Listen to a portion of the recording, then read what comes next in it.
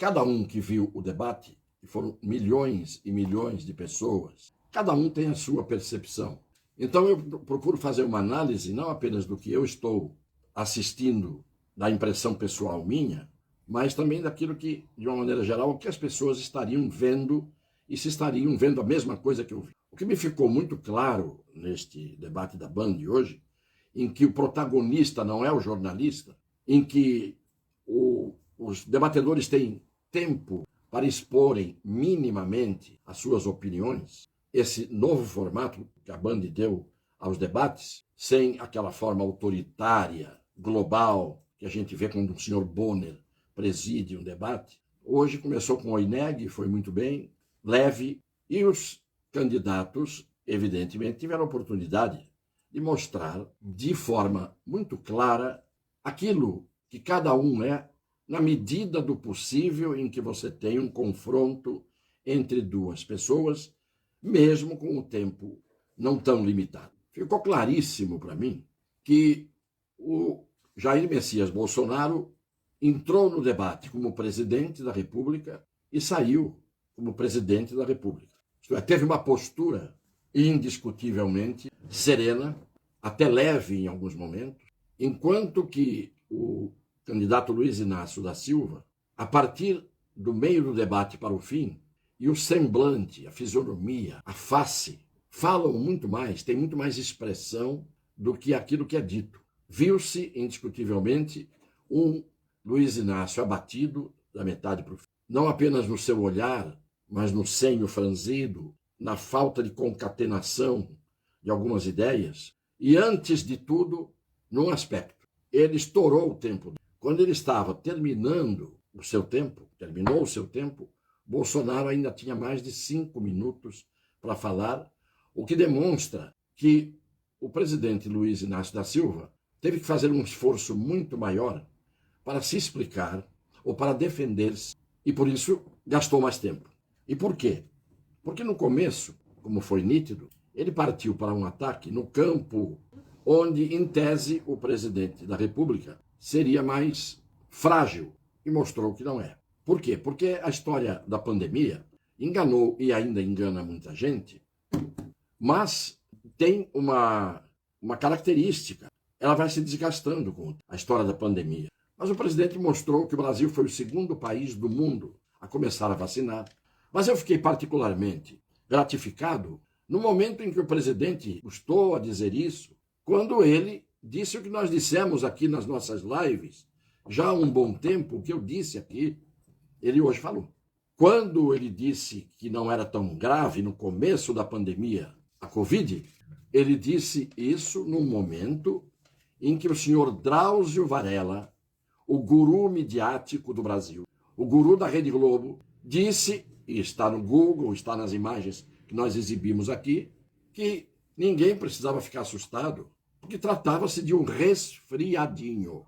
Se o Drauzio Varela pôde dizer isso, e o presidente deve ter ouvido o guru do Brasil dizer isso, não seria estranhável que ele, até para ficar de acordo com uma pessoa que é entendida, dissesse a mesma coisa para tranquilizar as pessoas. Então, nessa primeira parte, onde, em tese, o Luiz Inácio da Silva pensou que ia colocar o presidente Jair Bolsonaro em maus lençóis, o presidente Bolsonaro saiu-se absolutamente. E daí para frente, o debate foi inteiramente um nocaute atrás do outro em cima do senhor Luiz Inácio da Silva. Primeiro porque o tema da pandemia era respondível e foi respondido por Bolsonaro. Segundo porque o tema da corrupção é irrespondível e não podia ser respondido pelo senhor Luiz Inácio. E o presidente Bolsonaro mostrou os valores. Ele ia lá na bancada, trazia papel e dizia, tá aqui, ó. Tal empresa devolveu tantos bilhões, aí ia OAS, Odebrecht, Camargo Correia, todas. E quem olhasse para o Lula naquele momento, via um Lula completamente diminuindo de tamanho. Porque a pessoa que está sem saída, a pessoa que está sem argumentos, a pessoa que sabe que está perdendo a causa, ela demonstra isso. Quando o Lula tinha esgotado o seu tempo, Bolsonaro ainda tinha mais de 5 minutos sobrando. Por quê? Quem gasta muito tempo é porque tem que falar muito para se defender e para explicar, e porque não está se defendendo bem e explicando bem, acaba perdendo tempo. Então, em todos os temas que nós tivemos, o presidente Bolsonaro foi melhor. Não teve um tropeço. Não teve um momento em que ele tenha ficado acuado. Hoje, qualquer pessoa de boa fé viu que no debate a segurança em que se portou o presidente Bolsonaro, a ponto de uma hora botar a mão no ombro do Lula e dizer: peraí, Lula, fica aqui. Então, o Bolsonaro estava com algo que a gente chama, que é ter a verdade do seu lado. Em nenhum momento o Bolsonaro perdeu o equilíbrio, em nenhum momento perdeu o bom senso, em nenhum momento se perdeu no raciocínio lógico, vinha imediatamente com a resposta, enquanto que o presidente Lula passava o tempo todo chamando o Bolsonaro de mentiroso. E só dizia: você é mentiroso, mas não dizia onde estava mentindo. Então ele estava numa situação que é uma situação difícil, que é uma situação de uma pessoa que, diante do Brasil, foi protagonista de um escândalo que toda a sua circunstância política, todos aqueles que estavam à sua volta, os mais importantes, quase todos foram parar na cadeia. Como é que pode um candidato à presidência da República dizer, como últimas palavras do debate, que o povo vai ter um churrasquinho no domingo? Isto é nível para você ter a investidura de um cargo de presidente da República, com todos os defeitos que o seu adversário, Bolsonaro, possa ter? Não há como você comparar a situação de um, por tudo o que vivenciou nos últimos tempos, e o Bolsonaro, contra o que não se tem o que dizer nada. E além de não se ter o que dizer nada, o que o Bolsonaro mostrou? Eu peguei o país quebrado e com uma pandemia de 2 anos, que o mundo inteiro arreou, nós hoje somos o único país que tem inflação em baixa, emprego em alta, e ninguém contesta, nem o Lula contestou isso, não pode contestar. Eram 14 milhões de desempregados, hoje são 9.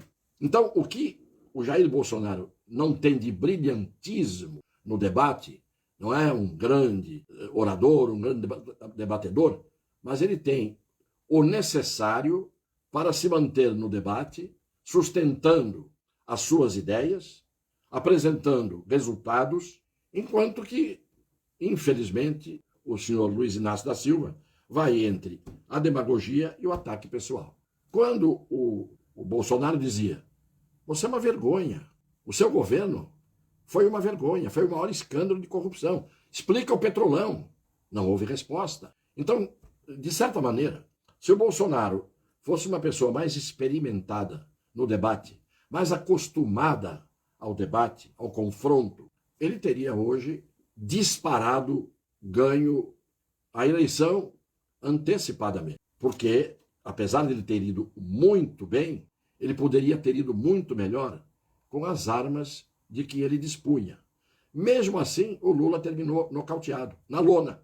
E isto é o preço que o Luiz Inácio da Silva está pagando por ter servido a um sistema que o resolveu eleger como candidato, colocando, inclusive, não um subproduto do sistema, mas um produto do sistema como vice, que é o Alckmin. Então, quando o Bolsonaro disse: quer voltar à cena do crime, e não sou eu que estou falando, é o seu vice, nem direito de resposta cabe, como não coube.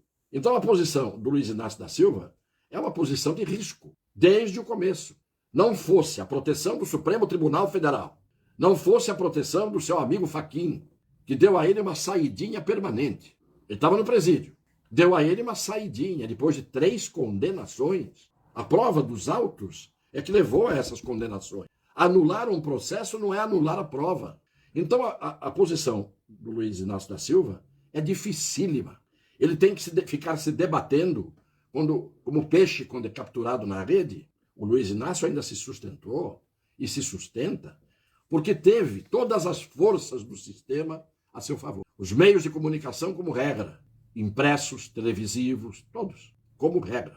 O Supremo Tribunal Federal de forma escancarada. O TSE de forma escancarada. Quem estava no palanque da Dilma fazendo discurso como advogado e virou ministro do Supremo? Fachin. Então não me venham com a história de que como aconteceu com o Lavareda depois do debate, que é o dono daquele Instituto IPEC, lá que todo mundo viu, que é faccioso, Instituto de Pesquisa, que o Alexandre mandou parar a investigação.